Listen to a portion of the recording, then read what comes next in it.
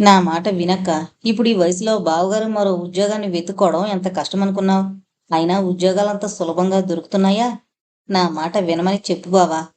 మీరు ఉచితంగా కాకుంటే అప్పుగా అన్నా తీసుకోండి డబ్బు. ఏటా ఇంత, పోనీ నెలకింత అని తీర్చండి. వడ్డీ కూడా ఇవ్వండి. ఇప్పుడు నా డబ్బు బ్యాంకులో 6% వడ్డీకి పడుంది. అంతివ్వండి చాలు. మూర్ఖంగా మళ్ళీ కర్నూలు వెళతామనకండి. అక్కడేముంది? ఈ 5 ఏళ్లలో మీ పరిచయస్తులంతా పాతవారు అయిపోయి ఉంటారు. కొత్త కొత్త వాళ్ళు బిజినెస్లో ప్రవేశించుంటారు. అంతా ఇబ్బంది అవుతుంది. అందుకని నా మాట వినండి. ఏ పూర్వజన్మ కర్మ ఫలితంగానో ఎన్నాళ్ళో దూరం అయ్యాం మనం. మళ్ళీ కలిసి హాయిగా ఉంటున్నాము అనుకుంటున్న సమయంలో ఈ ఆపదొచ్చింది. రాజీవ్ కాలేజీలో చేరాలి. ఇంకా 5 ఏళ్లు చదవాలి. తర్వాత పోస్ట్ గ్రాడ్యుయేషన్. 7 సంవత్సరాలకి గాని వాడు చేతికి రాడు. అంతవరకు మీ పరిస్థితులు ఎలా మారతాయో. నాకు రాజీవ్పై ఎన్నో ఆశలున్నాయి. వాణ్ణి ఐఏఎస్ చదివించాలి. ఇంకా ఇంకా ఏమేమో అనుకుంటున్నాను. మౌళి మాటలు విని నిట్టూర్చింది వనజ. నీకు తెలియదు మౌళి. మేం కర్నూలు వెళతాం. కారణాలు అడక్కు నన్ను. నీ ఇష్ట ప్రకారం రాజీవ్ ఐఏఎస్ చదువుతాడు. అది మాత్రం ఖాయం. ఇహ లాభం లేదు మౌళి. మీ అక్కయ్య ఓ మాట అందంటే అదలా జరిగి తీరాల్సిందే అన్నాడు కేశవమూర్తి. మౌళి మనసు పరిపరి విధాల పోయింది. ఏమనగలడు తను వాళ్ళని? ప్రిన్సిపల్స్ నమ్ముకొని జీవిస్తున్న వాళ్ళని ఎవరో నిర్బంధించలేరు. సరే మీ ఇష్టం, నేను వెళతాను అని లేచాడు మౌళి. మంచిది. ఎక్కడున్నా మీ అక్క నీ క్షేమమే కోరుతుందని నమ్ము. నీ సొమ్ము తీసుకోలేదంటే దానికి ఎన్నో కారణాలున్నాయి. డబ్బు మనుషుల్ని కలిపే సాధనం కాదు, మనుషుల్ని విడదీసే బాంబు అంది వనజ. నిట్టూర్చి కదిలాడు మౌళి. అతను ఇంటికి రాగానే నిలువెత్తున లేచింది గిరిజ. ఏంటండి ఇదేం పిచ్చి మీకు? అంతగా మీ అక్కపై ప్రేమ ఉంటే ఓ నెల రోజులు ఇంట్లో ఉంచుకోండి. ఓ పట్టుచీర తీసి ఇవ్వండి. ఏ నగో నాణెమో ఇవ్వండి. అంతేకాని ఇదేంటి? మీకేం భార్య పిల్లలేరా? వాళ్ళ చదువులు పెళ్ళిళ్ళు వాళ్ళ బాగోగులు మీకు పట్టవా? అవ్వా, ఎవరైనా వింటే నవ్విపోతారు. ఒక పైసాని 100 రూపాయలుగా చూసే కాలం ఏది? ఇలా చేస్తారా ఎవరైనా? ఇంతకీ నా పిల్లల అదృష్టం, నా యోగం మంచిది. ఆమె వద్దంది, లేకుంటే ఏమయ్యేది? రామరామ, ఎంత పిచ్చి వాళ్ళని మిమ్మల్ని చూశాను. తనని కాదని ధర్మమా అని ఏకబిగిన చదివింది. భార్య మాటలు విన్న మౌళికి మండిపోయింది. అతనికి మనసులో రకరకాల ఆలోచనలు ఉత్పన్నమవుతున్నాయి. ఈ వెర్రిది ఇంకెక్కడా అనలేదు కదా? ఒకవేళ గిరిజ మాటలు విని తనని అబద్ధం చేసుకుందా అక్కయ్య? లేకపోతే ఇంత కష్ట సమయంలో అప్పుగానైనా తీసుకోవడానికి ఎందుకు నిరాకరిస్తుంది? గిరిజ, నువ్విలా అన్నావా అక్కయ్యతో? ఆలోచనలు తెచ్చిన ఆవేశంతో అడిగాడు మౌళి. నిజంగా మీరు వెర్రివాళ్లే. ఎలా లా పాస్ అయ్యారో, ఎలా కోర్టులో నెగ్గుకొస్తున్నారో గాని మీకు కొంచెమైనా లౌక్యం తెలీదు. మీకు ఆ భయమేమి అక్కర్లేదు. మీ అక్కయ్యతోనే కాదు, మరెవరితోనూ అనలేదు నేను. మా నాన్నగారు అభిమానించి నన్నిచ్చి పెళ్లి చేయబట్టి సరిపోయింది గాని అదే మరొకరైతే మీరు గంగలో దూకి వాళ్ళని గంగలో ముంచేవారు అంది గిరిజ. ఇక చాలే అని చికాగ్గా వెళ్ళిపోయాడు బెడ్రూంలోకి మౌళి. ఇహ రేపు వెళ్ళిపోతారనగా ఆ రోజు సాయంకాలం మామయ్య వాళ్ళ ఇంటికొచ్చాడు రాజీవ్. ఆ ఉదయమే వనజ, కేశవమూర్తి వచ్చి చెప్పి వెళ్ళిపోయారు. ఆడబిడ్డని, అల్లుడు గారిని బాగానే సత్కరించింది గిరిజ. పొట్టుచీర, పొట్టు రవికితో పాటు ఓ చిన్న గొలుసు వనజకిచ్చింది. అల్లుడు గారికి జరీ పంచలు, జరీ ఉత్తరం ఇచ్చింది. వనజ తిరస్కరించలేదు. పసుపు కుంకుమని కాదనే ధైర్యం లేదు వనజకి. రావోయ్ అల్లుడురా, కాలేజీలో చేరుతున్నావా? నాన్నగారు అప్లికేషన్ ఇచ్చొచ్చారత్తయ్య. ఏ గ్రూపు? ఆర్ట్సు. తర్వాత బిఏ చేస్తావా? "ఉమ్." ఆ తర్వాత ఎంఏ చేస్తావా? తప్పకుండా. ఆ తర్వాత ఐఏఎస్కి వెళతాను. బాడీ బాగా పెరిగితే ఐపీఎస్కి వెళతాను. ఓహోలో ఆశలు గొప్పగానే ఉన్నాయే. ఎంత గొప్ప ఆశలుంటే మనిషి అంత అభివృద్ధిలోకి వస్తాడత్తయ్య. ఊరికే ఆశయాలైనా కృషి కూడా ఉండాలి. నేను ఈ సంవత్సరం స్కూల్ ఫస్ట్ తెలుసా? కావచ్చు. హై స్కూల్ స్థాయిలో బట్టి పట్టి చదవడం వేరు, యూనివర్సిటీ చదువు వేరు. బంగారం అసలైందైతే అది ఉంగరం చేయడానికి పనికొస్తుంది, గొలుసు చేయడానికి పనికొస్తుంది. కావలసిందల్లా నేర్పు. నీలో ఆ నేర్పు, నాలో నేర్పే కాదు, ఓర్పు కూడా ఉంది. కోరుకున్న దాన్ని సాధించుకోగల నేర్పుతో పాటు అందుకు తగ్గ ఓర్పు కూడా ఉంది. ఇంకేం, wish you good luck. Thank you అత్తయ్య. ఇంతకీ ఐఏఎస్ చదవాలని నీకెందుకు కలిగింది రాజీవ్? కుతూహలంగా అడిగింది. ఏం లేదత్తయ్య, మామయ్య నన్ను ఐఏఎస్ చేస్తానన్నాడు, అంతే. స్థాణువులా అయిపోయింది గిరిజ. ఒకటి తప్పిందనుకుంటే ఇంకొకటి అతుక్కుందే అని గాబరా పడింది. అయినా చాకచక్యంగా మీ మావయ్య సహాయం చేస్తానన్నారా అంది, కుతూహలంగా అడుగుతున్నట్టు. ఆవిడ కంఠంలోని ఆతృత, ఆవేదన గమనించి నవ్వుకున్నాడు రాజీవ్. లేదత్తయ్య, అదేం లేదు. కేవలం నా స్వశక్తి మీద, మా నాన్నగారి తోడ్పాటు వల్ల, మా అమ్మ క్రమశిక్షణ వల్ల నేను నా ఏం సాధించుకోగలను. నాకు మా మావయ్య సహాయం అవసరం లేదు. నేనెవరినత్తయ్య? వనజ గారి కుమారుణ్ణి. అతడి మాటలకి నివ్వెరపోయిన క్షణంలో తేరుకుని తేలికపడిన మనసుతో, అయితే మా సహాయం అవసరం లేదంటావు అంది నవ్వుతూ. అవును. నిజంగా? ఎప్పటికీ? ఎప్పటికీ అవసరం లేదు. ఛాలెంజ్? అవునత్తయ్య, ఛాలెంజ్. మీ సహాయం ఎట్టి పరిస్థితుల్లోనూ నేను అర్థించను. ప్రామిస్. ప్రామిస్ చాలా పెద్ద మాట అని అంతలో మాట మరిచేస్తూ, అంత మాట అనద్దు, ఏదో తమాషా కడిగాను. మనం బంధువులం, ఏనాటికైనా మనం ఒకటే అంది. కావచ్చు, కాదన్ను. మనిద్దరి మధ్య జరిగిన ఈ సంభాషణ గుర్తించుకో అత్తయ్య. నేను ఎవరితో అనను, నువ్వు ఎవరితోనూ అనద్దు. మన మధ్య నిలిచిపోని నా లక్ష్యం సాధించుకున్న నాడు మామయ్య ఇష్ట ప్రకారం అమ్మ అంగీకరిస్తే కాళ్ళు కడిగి కన్యాదానం చేద్దుగాని అని చరచరా వెళ్ళిపోయాడు రాజీవ్. క్షణకాలం విభ్రాంతురాలైంది గిరిజ. ఎంత పట్టుదల తల్లి కొడుకులకి, మూర్ఖులు. లోకంలో డబ్బులేందే క్షణం గడవదని, చిన్న పని కూడా జరగదని తెలీదు కాబోలు. పోనీ దూరంగా వెళ్ళిపోతున్నారు ఎప్పట్లాగే. చూస్తూ బేదరికాన్ని సహించడమెలా అనుకుంది మనసులో. రాజీవ్కి గవర్నమెంట్ జూనియర్ కాలేజీలో సీట్ వచ్చింది. మళ్ళీ ఆ ఇల్లే కాకపోయినా ఆ వీధిలోనే ఇల్లు దొరికింది కేశవమూర్తికి. అద్దె 25 రూపాయలు. ఒకే రూము, ఓ భాగంగా తడికి కట్టారు. దాని పక్కనే బాత్రూమ్, ఆనుకునున్న భాగం కిచెన్. చిన్న కిటికీ నుంచి వెలుతురొస్తుంది, కానీ బజారుకి ఉండడం వల్ల ఎప్పుడూ మూసే ఉంటుంది. ఇంటికంతటికీ ఒకే లైటు. కరెంటు నెలకి 2 రూపాయలు ఇవ్వాలి. ఎలాగో సరిపెట్టుకుంటున్నారు. కేశవమూర్తికి ఇంకా ఎక్కడా ఉద్యోగం దొరకలేదు. గవర్నమెంట్ ఉద్యోగం దొరికే అవకాశం లేదు. ఇక బుక్ షాపుల్లో ప్రయత్నించడం వ్యర్థమే. అతను రకరకాల ఉద్యోగాలకై ప్రయత్నించాడు. చివరకు వాచ్మెన్గా ఉండడానికైనా సిద్ధపడ్డాడు. కానీ అది సుదూరంగానే ఉండిపోయింది. గుడ్డల షాపుల్లో గుమస్తాగానైనా చేరాలని ప్రయత్నించాడు. కానీ ఎక్కడ నెలకి 50 రూపాయలకు మించి ఇచ్చేవాళ్లు కనిపించలేదు. దినానికి నిరాశ, నిస్పృహలు అతనిలో చోటు చేసుకోసాగాయి. కర్నూలొచ్చి 3 నెలలైంది. ఈ 3 నెలల్లోనూ ఖర్చు ఎంత మితంగా చేసుకున్నా ఇంటికి, రాజీవ్ బట్టలకి, పుస్తకాలకి చాలా ఖర్చైపోయింది. ఇకుంటే మహా ఒక 100 చిల్లరో ఉండొచ్చు. ఎంతుండేదో వనజకు తెలుసు. కేశవమూర్తి ఎన్నడూ డబ్బు విషయంలో బాధ్యత పెట్టుకోలేదు. 100 చిల్లర వచ్చిన రోజు ఆవిడికే ఇచ్చాడు. 500 వచ్చిన రోజు ఆవిడి చేతికే ఇచ్చాడు. ఇహ ఎక్కడో ఓ చోట త్వరపడి చేరకపోతే పొస్తులుండవలసి వస్తుందని చాలా తీవ్రంగా ప్రయత్నం చేశాడు కేశవమూర్తి. అతని యత్నం ఫలించింది. 2 బట్టల కొట్లలో లెక్కలు రాసే పని అప్పగించారు. నెలకు 50 చొప్పున 100 రూపాయలు వస్తాయి. ఆ రోజు కేశవమూర్తి విశ్రాంతిగా నిద్రపోయాడు.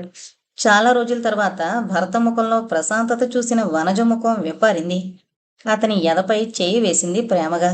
ఆ చిన్న స్పర్శకే మెలకు వచ్చింది అతనికి. భార్య ముఖంలోకి చూశాడతను. పడుకోండి అంది వనజ. బావుంది. నిద్రపోతున్న వాణ్ణి ముట్టుకుని మెలకు తెప్పించి పడుకోండి అంటున్నావా అన్నాడు నవ్వుతూ. జవాబుగా నవ్వింది వనజ. బాబు బాగా చదువుతున్నాడా?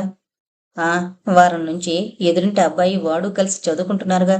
అదిగో చూడండి, ఇంకా లైటు వెలుగుతూనే ఉంది అంది. దాదాపు 11 గంటలు కావచ్చిందప్పుడు. రేపటి నుంచి బాబుని 10:30 కల్లా పడుకోమని చెప్పు. ఎలాగూ వేకునే లేస్తారుగా అన్నాడు. అలాగే. ఓ క్షణం ఉండి, వనజ, నన్ను కట్టుకోబట్టి కదా నీకిన్ని బాధలు. హాయిగా మీ అమ్మగారన్నట్టు ఆ రాధాపతి అతన్ని పూర్తి చేయనివ్వలేదు. అలాంటి మాట అనకండి. నాకిప్పుడేం కొరత? ముత్యం లాంటి కొడుకు, బంగారం లాంటి భర్త, శాంతిగల సంసారం అండి నాది అంది గర్వంగా. నిట్టూర్చాడు కేశవమూర్తి. మీ ఆడవారికి ఆశ ఎక్కువంటారు. భోగభాగ్యాలపై మక్కువ ఎక్కువ అంటారు. సుఖాలపై ప్రీతి అంటారు. అవన్నీ నిజమో కాదో కాని మీలో ఔన్నత్యంపై కాంక్ష మాత్రం అధికం. ఏంటి అర్ధరాత్రి పూట పొగడ్డం ప్రారంభించారు అంది నవ్వుతూ వనజ. ఎంత అదృష్టవంతురాలు వనజ. నువ్వు ఎప్పుడూ నవ్వుతూనే ఉంటావు. కించిత్ ఆత్మాభ్యుతికి కూడా అంగీకరించావు. అంతరాత్మని గౌరవించడం నీ దగ్గరే నేర్చుకోవాలి. ఇక చాలు, పడుకోండి. వీలైతే రేపు పని చేయండి. నాకు మిషన్ కుట్టడం ఎలాగో వచ్చు కదా. సిండికేట్ బ్యాంకులోనో స్టేట్ బ్యాంకులోనో అప్పిస్తారట. ఓ మిషన్ కొనండి. అవునండి, అలా చూస్తారేం? మన పని మనం చేసుకోవడంలో తప్పులేదు. ఆత్మగౌరవం తగ్గకుండా శారీరక కష్టం చేసుకుని బ్రతికితే తప్పేముంది? ఒకవేళ మిమ్మల్ని ఎవరైనా ఫలానా దర్జీ భర్త అని నిందిస్తారని అనుకుంటే వద్దులేండి. అతని కళ్ళల్లో నీళ్లు తిరిగాయి. అంతేనా నన్ను అర్థం చేసుకుంది వనజ? నువ్వు శ్రమ పడతానన్నా, సంపాదించి సంసారాన్ని సరిదిద్దుతానన్నా నేను ఏనాడన్నా వద్దన్నాను. కానీ ఆ బ్యాంకులో అప్పు దొరకదంత సులభంగా. ఎవరో ఒకరు మనం సక్రమంగా అప్పు చెల్లిస్తామని గ్యారెంటీ ఇవ్వాలి. మనం చెల్లించలేని స్థితిలో వాళ్ళు చెల్లిస్తామని రాసివ్వాలి. మనకెవరిస్తారు చెప్పు? అందుకని అలా చూశాను. నువ్వు నా చూపుకి విపరీతార్థం తీశావు అన్నాడు. క్షమించండి. ఈ రోజుల్లో మనలాంటి మధ్యతరగతి వాళ్ళు అన్ని రకాలుగా చూస్తున్నారు. విద్యా గౌరవాలకి, లేనిపోని ఆడంబరాలకి లొంగిపోతున్నారు. టైలరింగ్ వల్ల సంపాదించడం చిన్నతనంగా భావిస్తున్నారు. ఏదైతేనేమండి, ఆత్మగౌరవానికి చావు లేకుండా అన్నం పెట్టేదైతే చాలు. ఎందుకింత ఆవేశం వనజ? పరిస్థితులు మారాయి. మన దేశము బాగుపడుతుంది. ప్రతి వారికి ఉద్యోగం, ప్రతి వారికి తిండి బట్ట దొరికే రోజు తప్పకుండా వస్తుంది. కాదంటే మనం చూడలేకపోవచ్చు. స్వాతంత్రం కోసం పోరాడిన వాళ్ళంతా అది చూసారా, అనుభవించారా? తమ సంతానం అనుభవిస్తే చాలు. జవాబివ్వలేదు వనజ. కొన్ని క్షణాలు కేశవమూర్తి మాట్లాడలేదు. తర్వాత, నేను పనికి కుదిరిన బట్టల షాపు యజమానికి ఈ షాపు కూడా ఉంది. వాయిదాల మీద ఓ మిషన్ ఇస్తాడేమో అడుగుతాను అన్నాడు ఆలోచనగా. మొన్ననేగా చేరింది. ఇంకా కొన్ని రోజులు గడవనియండి. మీ నిజాయితీ తెలుసుకున్నాక అడుగుదురు గాని అంది వనజ. కేశవమూర్తి జవాబు చెప్పలేదు. వనజ రెట్టించలేదు. అతని ఎదపై తల పెట్టుకుని ఆలోచిస్తూ పడుకుంది వనజ. మెల్లగా నిద్రలోకి జారిపోయింది. భయంకరమైన భవిష్యత్తు, చిక్కటి కన్నీటిలాంటి అంధకారం, మిణుకు మిణుకుమనే చిన్న చుక్క. ఈ చిన్న వెలుగులో ఈ బహుదూరపు బాటసారుల్ని ఎలా గమ్యం చేరుస్తానో భగవాన్ అనుకున్నాడు కేశవమూర్తి. అతని మనసు నిండా శ్రీచరణాలే నిండుకున్నాయి. ఏంటయ్యా పంతులు, అప్పుడే వెళ్తున్నావా అన్నాడు కొట్టు యజమాని. అప్పటికే దాదాపు 8 గంటలైంది. అంతవరకు ఆ రోజు లెక్కల్ని చూసి వెళ్ళడానికి తయారయ్యాడు కేశవ్. ఉదయం 10 నుంచి మధ్యాహ్నం వరకు ఇంకో షాపులో పనిచేసి మళ్ళీ ఇక్కడ 2 నుంచి కూర్చుని రాస్తే ఇప్పటికైంది.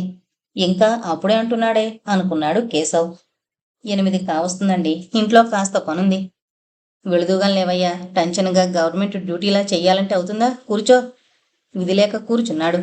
ఇదిగో ఈ ఉత్తరాన్ని తెలుగులో చెబుతాను, ఇంగ్లీష్లోకి మారుస్తావా అన్నాడతను. చెప్పండి.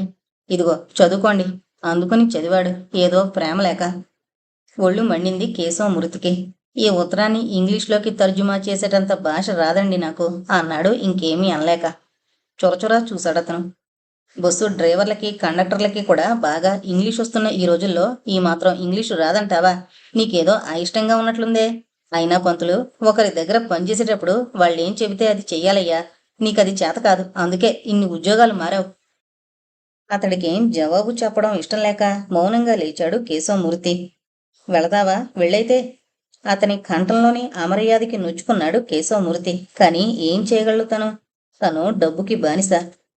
తన విధిని నిందించుకుంటూ కదిలాడు కేశవమూర్తి. అమ్మా, పళ్ళెంలోని అన్నాన్ని కెలుకుతూ, నేను ఓ చిన్న ఉద్యోగం చూసుకున్నానమ్మా అన్నాడు. నిల్చుండిపోయింది అలాగే వనజ. అమ్మా, చేతిలోని పళ్ళెం జారిపడేను నవ్వుతూ అన్నాడు రాజీవ్. రాజీవ్, మీ నాన్నగారు చల్లగా ఉన్నారు బాబు. నీకింకా ఉద్యోగం చేసే అవసరం రాలేదు. మీ అమ్మ కూడా పిడిరాయిలా ఉంది. అతని కళ్ళల్లో నీళ్లు తిరిగాయి. అంత మాట అనకమ్మా. నా ఫీజు నేను సంపాదించుకోగలిగితే సంతోషిస్తారనుకున్నాను. ఎందుకమ్మా అంత బాధపడతావు? నాన్నగారిని కాని నిన్ను కాని అవమానించాలని, అతిక్రమించాలని కాని కాదమ్మా నా ఆరాటం.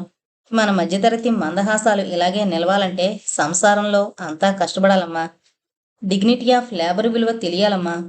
అనాథల బజారు లైట్ల వెలుతుల్లో చదువుకోవడంలే, వెచ్చుమెత్తుకోవడంలే, చందాలు యాచించడంలే, ఒకరి ముష్టికై ఆధారపడి చదువు సాగించుకోవడంలే.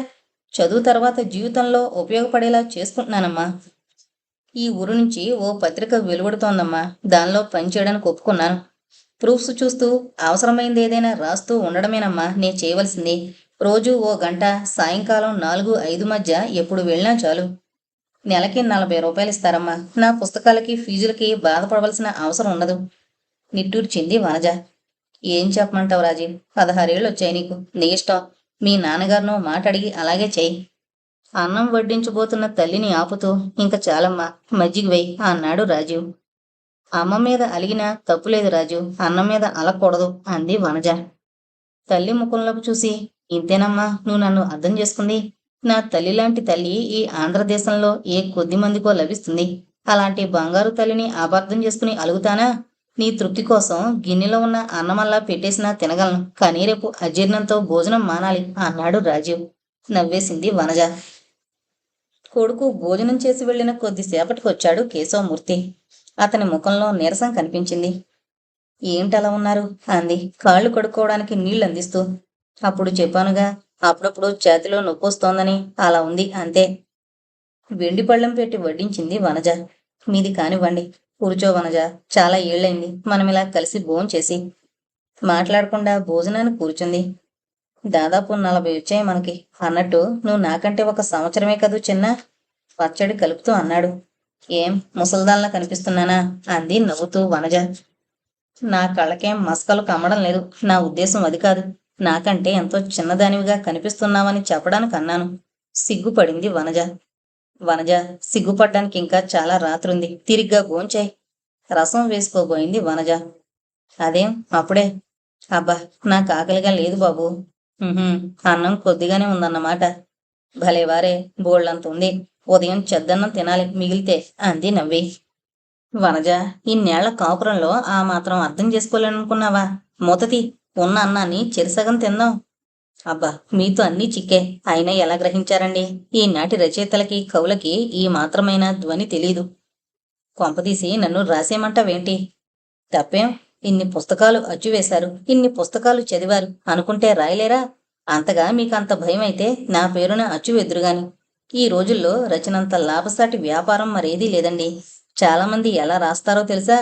తెల్ల కాగితాలు దస్తాలకి దస్తాలు తెప్పించడం, రెండో మూడో నవలల్ని ఒకే దఫా ప్రారంభించడం, రెంటిని అటు ఇటు మారుస్తూ రాసుకుంటూ పోవడం, ఒకే మూస, పేర్లు వేరు, పాత్రలు వేరు, కథ ఇటునుంచి అటునుంచి తిరుగుతుంది. దాని అంత్యం ఇది, దీని అంతం అది అని తెలుసుకోలేం. అంతా ఒకటే, కొన్ని సంఘటనల మార్పుతో రచనల్ని వండేస్తున్నారు అంతే. నోరు తెరుచుకుని ఉండిపోయాడు కేశవ్.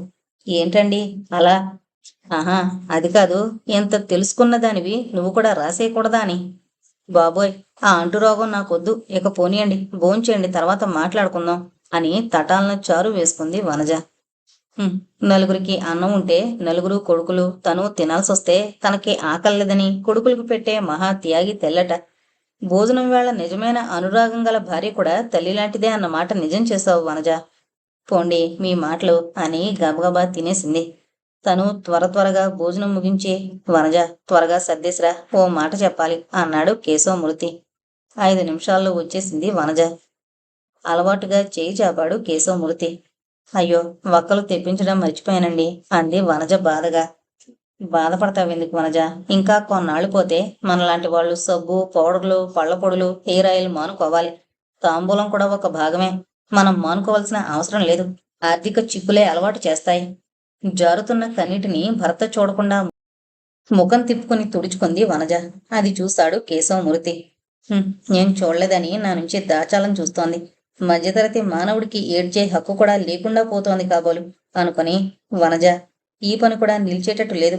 మరో పని చూసుకుంటున్నాను అన్నాడు. ఏం జరిగిందండి అంది వనజ.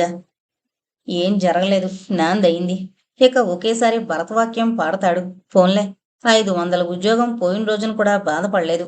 అది కాదు నా ఆలోచన. నేను ఎక్కడైనా డ్రైవర్గా చేరితేనో. డ్రైవర్గా చేరతారా? అవును. ఎక్కడా? ఎక్కడైనా సరే. ఎవరిస్తారు? నవ్వాడు. వెళ్ళి అడగాలి. అది అదృష్టాన్ని బట్టి ఉంటుంది. మీ ఇష్టం. ఏం నీకిష్టం లేదా? నీ భర్త డ్రైవర్ అంటే అవమానం అనుకుంటున్నావా? అతనెంత శాంతంగా అన్నా ఆ మాటలు ముళ్ళలా గుచ్చుకున్నాయి. ఏమండి, మన ఇంట్లో డబ్బు లేకపోయినా శాంతి ఉంది, సుఖముంది, మనకి గౌరవం ఉంది. అలాంటిది మీరు నన్ను మాటలని బాధ పెడతారా? వనజ అన్నాడు కంగారుగా కేశవమూర్తి. మీ ఉద్దేశం అది కాకపోయినా మీ మాటలకి అర్థం ఉంది. పోనీయండి, వాదనెందుకు? మీరు ఉద్యోగం ఏదైనా చెయ్యండి. చివరికి రిక్షా లాగినా అది మనకి పరువు తక్కువగా భావించను నేను. దొంగతనం, లంచగొండితనం, ఆత్మద్రోహం లేని ఏ పనైనా నిజాయితీ గల మనిషికి వన్నె తెస్తుందండి అంది ఆవేశంగా వనజ. ఆమెని కౌగిల్లోకి తీసుకుంటూ, అంత ఆవేశం కూడదు వనజ. ఉన్నవాళ్లు చూస్తే బ్లడ్ ప్రెషర్ వస్తుంది అన్నాడు నవ్వుతూ. నంద్యాల బస్టాండ్ చేరింది బస్సు. అరగంట ముందుగా వచ్చింది షెడ్యూల్ టైం కంటే. నేను ఇంటిదాకా వెళ్ళొస్తాను. కర్నూల్లో ఊరి బయట ఆగే కంటే ఇది మేలు కదా అని వెళ్ళిపోయాడు కండక్టర్ రామచంద్రుడు. ఆర్టీసీ డ్రైవర్ పోస్టులు ఖాళీ ఉన్నాయని తెలిసి అప్లై చేశాడు కేశవమూర్తి. వెంటనే ఇంటర్వ్యూ వచ్చింది. ఉన్న ఖాళీలు 4 అయినా 40 మంది దాకా వచ్చారు ఇంటర్వ్యూకి. తన పేరు చివరుండడం చూసి ఇహ ఇది దక్కదని నిరాశగా ఉండిపోయాడు కేశవమూర్తి. ఉదయం 10 గంటలకి రమ్మనమనుంది అందులో. కానీ వీళ్ళంతా వెళ్ళి కూర్చుని గంట గడిచినా వీళ్ళు వచ్చారా చచ్చారా అని కనుక్కునేవాడే లేకపోయాడు. ఇంటర్వ్యూకొచ్చిన వాళ్లలో చాలామంది లోకల్ సర్వీసుల్లో పనిచేస్తున్న వాళ్లే. కొత్తగా డ్రైవింగ్ లైసెన్సు తీసుకున్న యువకులు ముగ్గురే. వచ్చిన వాళ్ళంతా తమాషాగా కులాసాగా ఉర్దూలోనూ తెలుగులోనూ మాట్లాడుకుంటూ ఉన్నారు. అప్పుడప్పుడు వెళ్ళి టీ తాగొస్తూ సిగరెట్లు బీడీలు తగలేస్తూ ఆకు నములుతూ హాయిగా ఉన్నారు. ఆ కొత్త కుర్రాళ్ల ముఖంలో తప్ప ఎవరి ముఖంలోనూ చీకు చింతా లేదు.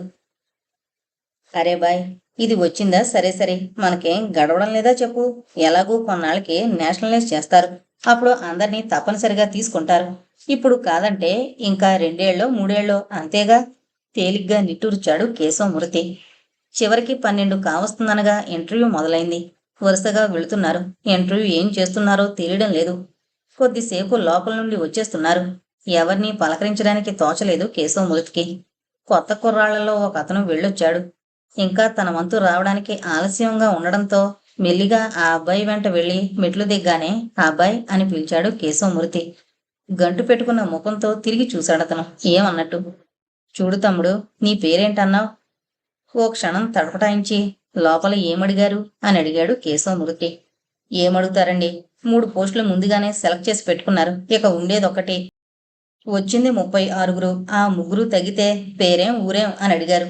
ఏం చదివారు అన్నారు. డ్రైవింగ్ లైసెన్స్ ఉందా అన్నారు. ఈ ఉద్యోగానికి 4th ఫారం చదివినా చాలదా సార్? ఎప్పుడో చదువు మానావు కదా, ఇన్నాళ్ళు ఏం చేశావు అని అడిగారు. ఏం చేస్తాను, ఎంఏ బిఏ వాళ్లే చిన్న చిన్న ఉద్యోగాలకి పోటీ పడుతుంటే ఇక నాలాంటి వాడికి ఉద్యోగం ఎక్కడ దొరుకుతుంది? నాకు ఈ ఉద్యోగం వస్తుందని నమ్మకం లేదు సార్ అని వెళ్ళిపోయాడు అతను. గాలి తీసిన బుడగల ఉస్సురని నిట్టూర్చి దిగాలు పడిపోయాడు కేశవమూర్తి. మళ్ళీ వెళ్ళి బెంచిపై కూర్చున్నాడు. ఏం ఇంటర్వ్యూలో ఇవి, ఊరికే తిప్పి ఖర్చులు పెట్టిస్తారు. ఎంత దూరం నుంచి వచ్చానో దండగైంది అనుకుంటూ వెళ్ళాడు. ఆ కొత్త వాళ్లలో ఇంకొక అతను. హాజరు కాకుండానే వెళ్ళిపోదామా అనిపించింది కేశవమూర్తికి. కానీ చూద్దాం, మునిగిపోయిందేమిటి అనుకుని కూర్చున్నాడు మళ్ళీ. దాదాపు 3 గంటలు కావస్తోంది. చలి చలిగా ఉంది వాతావరణం. వేడిగా కాస్త టీ తాగితే బాగుంటుంది అనుకున్నాడు. కానీ ఇక ముగ్గురే మిగిలారు. 4వ వాడతను వెళ్ళి రావడం ఆలస్యమవుతుందేమోనని అలాగే కూర్చున్నాడు. సరిగ్గా 4 గంటలకి లోపలికి అడుగు పెట్టాడు కేశవమూర్తి. నీ పేరేంటోయ్ ప్రశ్నించాడు వెళ్ళగానే. కాంబళిలో తింటూ వెంట్రుకలు లెక్కబెట్టడం అవివేకం అనుకుని అతని అమర్యాదకరమైన సంబోధనకి వెక్కిసపడ్డ తాపీగా కేశవమూర్తి అన్నాడు. డ్రైవింగ్ లైసెన్స్ ఉందా? ఉందండి. ఇంతకు పూర్వం ఎక్కడ పనిచేశావు? ఇప్పుడు ఎక్కడున్నావు? ఎక్కడా పనిచేయలేదండి డ్రైవర్గా. ఇప్పుడేదో బట్టల కొట్లో లెక్కలు రాస్తున్నానండి. అరే, ఇన్నేళ్ళొచ్చాయి, డ్రైవింగ్ లైసెన్స్ తీసుకుని డ్రైవర్గా పనిచేయలేదా? మరెందుకు తీసుకున్నావు లైసెన్సు? నిట్టూర్చాడు కేశవమూర్తి. అవసరానికి నేర్చుకున్నానండి. అప్పుడు డ్రైవర్గా పని చేయాలనే ఉద్దేశంతో తీసుకోలేదండి. మరి అప్పుడేం చేసేవాడివి? తటపటాయించినా ఇహ లాభం లేదని తనని గురించి క్లుప్తంగా అంతా చెప్పాడు కేశవమూర్తి. కూర్చోవయ్యాలా, పాపం ఈ గడ్డు రోజుల్లో ముగ్గురెలా నెట్టుకొస్తున్నారయ్యా 100 రూపాయలతో అన్నాడు ఆర్టీఓ. పర్వాలేదండి అని, ఇప్పుడా పని కూడా ఉండేటట్టు లేదండి అన్నాడు మళ్ళీ. చూడండి పాపం, బిఏ చదివి స్థిరమైన ఉద్యోగం దొరక్క ఈ లోకం దుర్గతికి బలైపోయాడు. ఇలా ఎన్ని కుటుంబాలున్నాయో ఈ దేశంలో. మానవుణ్ణి మానవుడిగా చూసే రోజు ఎప్పుడొస్తుందో, మంచిగా బ్రతికే రోజు వస్తుందో రాదో అన్నాడు ఆవేదనగా ఆర్టీసీ అధికారి. వాళ్ళు తనతో మాట్లాడే విధానం చూసి ఆశలు మళ్లీ చిగురించాయి. ఎలాగైనా ఉద్యోగం ఇప్పించండి సార్ అనబోతున్నాడు కేశవమూర్తి. ఇంతలో ఓ ఎమ్మెల్యే హడావిడిగా లోపలికొచ్చేశాడు. అయిష్టంగానే అతనికి కుర్చీ చూపించాడు. నాకు ఉదయమే తెలిసిందండి. వెంటనే హైదరాబాద్ నుండి పరిగెత్తుకొచ్చాను. మా వాడొకడున్నాడు, వాడికి తప్పకుండా ఇవ్వాలి. పాపం చాలా పేదవాళ్ళు అన్నాడు గబగబా. ఎన్నో నెంబరు వ్యక్తి అండి అని అడిగాడు అతను. అసలు అతను ఇంటర్వ్యూకి రానేలేదండి. ఈ జిల్లావాడు కాదుగా. ఆర్టీసీ అధికారి కలగజేసుకుని, చూడండి సార్, మేమిక్కడ వాళ్లతోనే నెగలేక చూస్తున్నాం. మీరు హైదరాబాద్ నుండి పరిగెత్తుకుని వచ్చారు. ఆ అభ్యర్థిది ఈ జిల్లా కాదు, ఇంటర్వ్యూకి రాలేదు. ఇన్ని అడ్డంకులు పెట్టుకుని అతనికి ఎలా ఇవ్వగలం చెప్పండి? నోనో, అలా అనకూడదండి. ఏదో మీ రుణం. అతని మాట పూర్తి కాకుండానే, చూడండి, ఇక మీరు వెళ్ళొచ్చు అన్నాడాయన జేవురించిన ముఖంతో. ముఖం తరిగిన కందగడ్డలైంది ఎమ్మెల్యే గారికి. పొళ్ళు నూరుతూ బయటకు వెళ్ళాడు. Mannerless creatures. అంతలో అతని దృష్టి కేశవమూర్తిపై పడింది. ఓ, నువ్వింకా ఇక్కడే ఉన్నావు కదూ. చూడండి, పరిస్థితులు అలా ఉన్నాయి. నా చేతనైనంతలో నీకు ఆర్డర్ వచ్చేలా చూస్తాను. ఇంతలో నాకు టెలిగ్రామ్పై ట్రాన్స్ఫర్ రాకుండా ఉంటే వారం రోజుల్లోగా ఆర్డర్స్ రాకుంటే ఆశ వదులుకో. మరో అవకాశం వచ్చినప్పుడు తప్పకుండా సహాయం చేస్తా. జరిగిందంతా చూస్తున్న కేశవమూర్తికి ఆశ పూర్తిగా పోయింది. వినయంగా నమస్కరించి బయటకొచ్చాడు. ఇంటికి రాగానే పొద్దున్ననగా వెళ్లారు. ఇంత ఆలస్యమైందేమండి అంది వనజ. 4 గంటలకి ముగిసింది ఇంటర్వ్యూ. అక్కడి నుంచి కొట్టుకెళితే జీతం నిన్నటిదాకా ఇచ్చి పంపేశారు. అనుకున్నదే అయినా ఆధారం లేనప్పుడు బాధ తప్పదు కదా అన్నాడు చొక్కా వదిలి వంకీకి తగిలిస్తూ. ఇంతకీ ఈ ఉద్యోగం సంగతి ఏమైంది అని అడిగింది అదురుతున్న గుండెలతో. అందినట్టే అంది జారిపోయింది అని విషాదంగా జరిగిందంతా చెప్పాడు. కత్తివాటికి నెత్తురు చుక్క లేకుండా అయిపోయింది వనజ ముఖం. దెబ్బపై దెబ్బ, అడుగడుగునా అపజయాలు, ఎదురు దెబ్బలు. భగవాన్ ఏంటిది అనుకుంది. కాళ్ళు మొహం కడుక్కుని ఈజీ చైర్లో వాలిపోయాడు కేశవమూర్తి. సంధ్య దీపం వెలిగిస్తూ మనసారా తను పెళ్ళైన నాటి నుంచి విడవకుండా పూజిస్తోన్న మంగళగౌరికి మొక్కుకుంది వనజ. తల్లి, భర్త అదృష్టం భార్యపై ఆధారపడి ఉంటుందంటారు. నేను ఏ పాపం చేశానో గత జన్మ గురించి నాకు తెలియదు. ఈ జన్మలో తెలిసి ఏ దోషమూ చేయలేదు. నా తప్పేమైనా ఉంటే మన్నించు, నన్ను శిక్షించు. అంతేగాని నా భర్తని, నా కొడుకుని బికారిగా, దిక్కులేని వారిగా చెయ్యొద్దు